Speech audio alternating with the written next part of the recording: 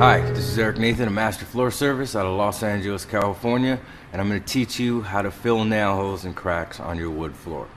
Now, on a solid wood floor, before you sand and finish, you can use a wood filler that is designed, and there's many different brands out there, that is specifically designed to use on a freshly sanded floor. You want to get yourself a putty knife, and if you're doing a whole floor, you can trowel fill it on as well. But you just take the filler, you put it on a putty knife, you come across and just put the filler into the nail holes and get the excess off with the putty knife. Same thing with the cracks, you know, and wait till it dries. And then you can just sand it off with your next grit of sandpaper.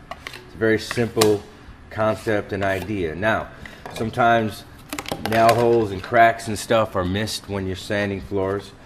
Not to be alarmed, it's okay, because in between coats of finish they have a colored putty that you can use, okay? And you just take the colored putty, put a little bit on your finger, and then come back through, and you're going to push it into the nail holes or any cracks that you might have missed, and apply your last coat of finish, and it'll lock it in, and you're good to go. And that's pretty much it for filling wood floors with wood filler or colored putty.